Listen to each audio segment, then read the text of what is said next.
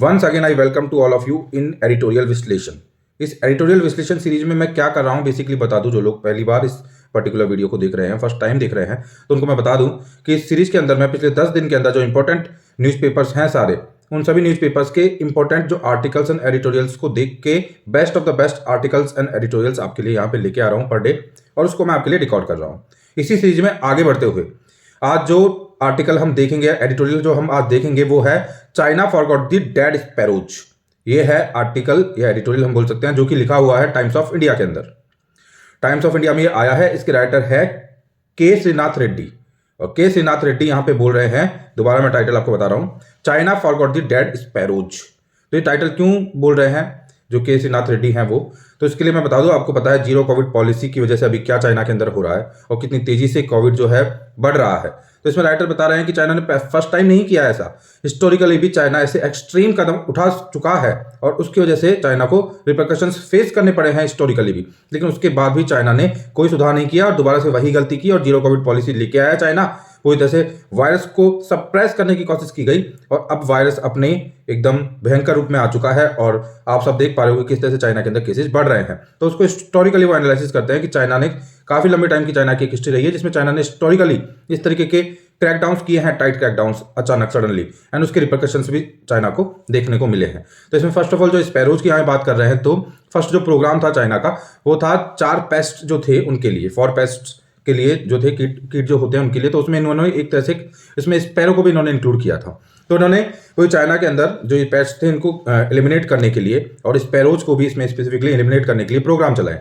Campaigns चलाए, लोगों को अवेयर किया और स्पैरोज को एलिमिनेट करने की कोशिश की। क्योंकि इनको लगता था कि जो स्पैरोज होते हैं वो काफ़ी ज़्यादा वीट वगैरह और जो प्रोडक्शन होता है उसको ईट कर लेते हैं, खा लेते हैं, तो इस वजह से स्पैरोज को एलिमिनेट कर देना है। और ये पॉलिसी को उन्होंने काफ़ी सक्सेसफुल पॉलिसी भी बताया फाइनली, लेकिन इसका रिperकशन क्या निकल के आया कि बहुत बड़ा फेमाइन आया और लगभग बताया जाता है कि 1.5 करोड़ से 2 करोड़ तक लोग इससे प्रभावित हुए इस फेमाइन से। फेमाइन क्यों आया? क्योंकि आपको पता है एक बैलेंस होता है नेचर के अंदर, उन्होंने इस बैलेंस को मिसबैलेंस करने की कोशिश की और जैसे ही इन्होंने स्पैरोज को एलिमिनेट किया तो जो लॉकस होते हैं उनको स्पैरोज ईट किया करते थे, तो लॉकस अटैक हो गया। एक तरीके से हम बोल सकते हैं कि लॉकस बहुत ज़्यादा हो गए। तो इस वजह से लॉकस बहुत ज़्यादा होने की वजह से काफ़ी ज़्यादा प्रॉब्लम आई चाइना को और वहाँ पे फूड स्कैसिटी हो गई, एकदम से क्राइसिस आ गया, फेमाइन आ गया एक तरीके से, और उसके रिperकशन सीरियसली फेस करने पड़े चाइना को। तो चाइना ने जो पहले पेस्ट को किल करने की कोशिश की थी और इसमें स्पैरोज को काफ़ी ज़्यादा अमाउंट में उन्होंने किल किया था, उसकी वजह से भी हिस्टोरिकली चाइना इस तरह से प्रॉब्लम फेस कर चुका है। बाद में चाइना ने जो 1980s के पास में आसपास जो 1 चाइल्ड पॉलिसी चाइना लेके आया, उसकी वजह से आज चाइना के अंदर जो लेबर फोर्स है बहुत ज़्यादा कम हो चुका है और वो रिस्टोर नहीं कर पा रहे हैं एंड एक्चुअली में वो अपनी फर्टिलिटी रेट को इंक्रीज नहीं कर पा रहे हैं और लेबर फोर्स के बहुत ज़्यादा डाउन हो जाने की वजह से चाइना को प्रॉब्लम क्रिएट हो रही है और चाइना